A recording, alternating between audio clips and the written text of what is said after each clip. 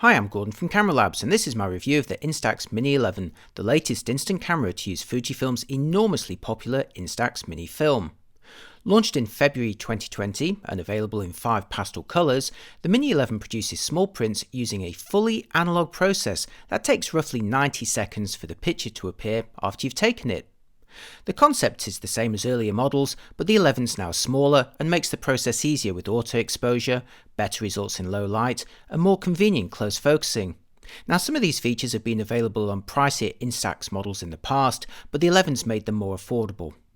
The Mini 11 camera costs around $69 or pounds, roughly 10 more than the Mini 9 it replaces. Yes, there was a Mini 10, but long ago in the series, so Fujifilm skipped straight from 9 to 11 here. Meanwhile, Instax Mini Film costs around $15 or pounds for a pack of 20, which works out around 75 cents or pence per print. Packs of 50 prints work out a bit cheaper, and Fujifilm sells a variety with different border styles if you fancy it, including the new blue marble. Like earlier Instax cameras, the Mini 11 is extremely simple to use. Round the back you'll find a large door for loading the film, although do check the window first for a yellow mark, which means you've already got a cartridge loaded. If you do, a counter towards the bottom right will tell you how many shots you have left. If the counter says S, you're safe to open the door and load a new cartridge. Just align the yellow mark on the cartridge with the one on the camera, push it inside, then close the door. Next, switch on the camera by pushing the button to the corner of the lens, which extends the barrel. Before you can take any photos, you'll first need to eject the initial safety sheet, so just push the shutter button and it'll pop out. You could throw this away, and now the counter on the rear will indicate you have 10 shots remaining and you're good to go. So far so similar to the earlier models, so what's new? Here's the new Mini 11 on the left in lilac purple and the previous Mini 9 on the right in ice blue, two of my favourite finishes. You can see the basics are essentially the same, but that the Mini 11 is a bit narrower, giving it slightly less of a grip, but of course occupying less space in a bag or pocket. Both models use a simple optical viewfinder for composing when you're behind the camera, or a small mirror to the left of the lens for selfies. This was introduced on the Mini 9 and works surprisingly well, but like all analog Instax cameras, do expect some framing inaccuracies, especially with the viewfinder, particularly as you get close. But that's part of the charm, right? Both also share the same flash, which fires automatically with every shot, whether you like it or not.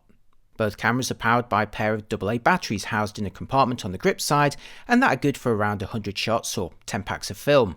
Round the back, the newer Mini 11 sports an embossed Instax logo on the rear, but otherwise the film loader remains the same. Meanwhile, a couple of small holes on the left side allow you to attach the supplied hand strap. Both cameras employ a 60mm lens, which on the Mini format delivers coverage equivalent to around 34mm, so that's a mild wide-angle lens that's ideal for general use from portraits and selfies to buildings and landscapes. Both models also require you to push a button in the corner to power on and extend the barrel for use. As standard, both lenses can focus between about half a metre to infinity, but closer focusing is where they differ.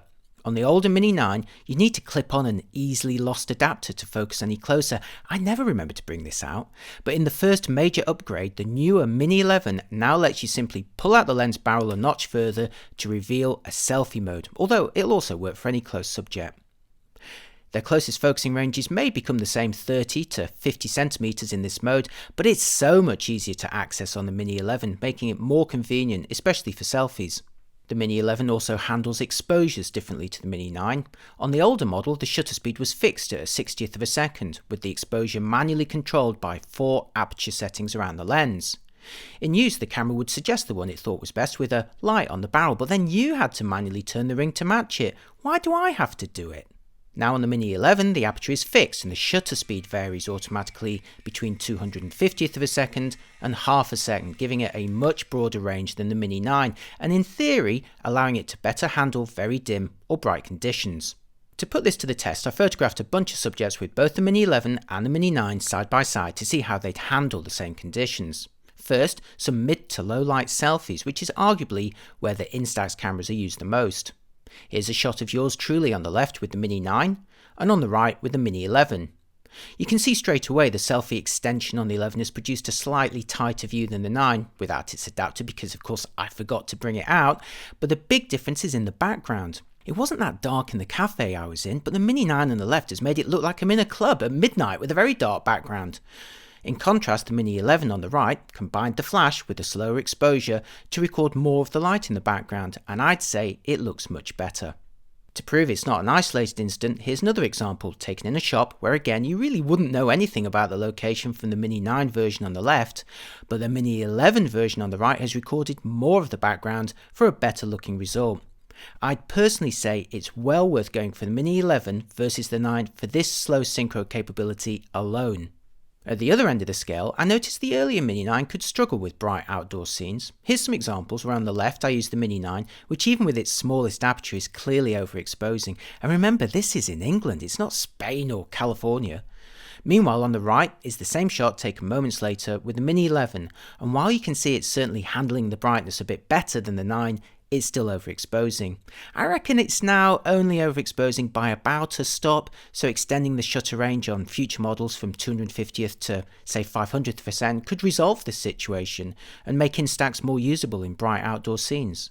As it stands though, the Mini 11 may be better than the 9 when you're using it outdoors, but it still overexposes more than I'd like, making it more of a camera for shaded or interior use. Here's a few more shots taken around Brighton with the Mini 11. The photo quality is unsurprisingly similar to the Mini 9, albeit with the extended exposure range, but there's just no denying the charm of the Instax process.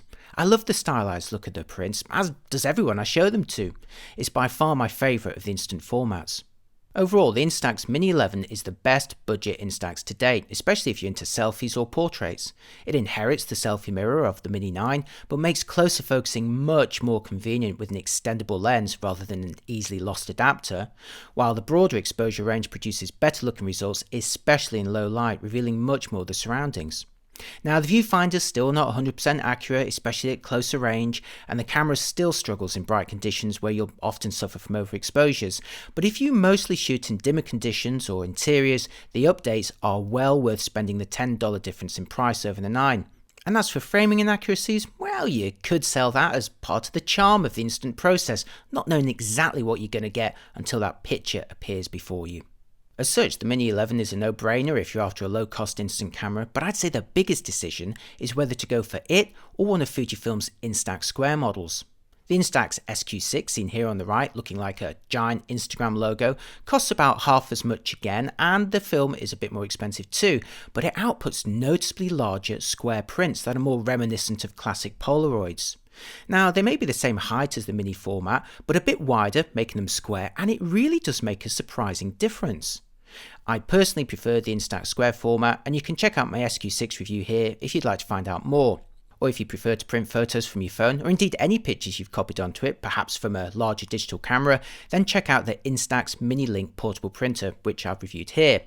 I hope they produce a square version of that one though in the future. In the meantime though, if you're after the most capable budget instant camera, the Mini 11 takes the crown.